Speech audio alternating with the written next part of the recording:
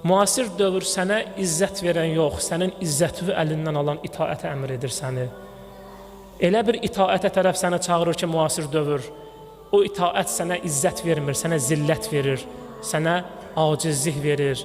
Və biz baş verən hadisələri dəyərləndirsək, bunun açıq-aşkar şahidi olarıq ki, Allahdan qeyrisinə bağlanan şəxslər, Allahdan qeyrisinin yolunda olan şəxslər necə zəlilxar olur və necə zəlilxar olacaq. Ona görə də insan Allaha itaət etməlidir ki, ətrafında baş verən bu hadisələri düzgün dəyərləndirə bilsin, ətrafında baş verən hadisələrə bəsirətlə, agahlıqla yanaşsın, bu qədər parçalanmalar, bu qədər mübarizələr, bu qədər hilələr, yalanlar, bu qədər ikiüzlülüklər, insan bunları dərk etmək üçün Allaha ehtiyacı var, Allaha itaətə ehtiyacı var ki, Allah həmən o agahlığı insana nəsib etsin bu itaətlə.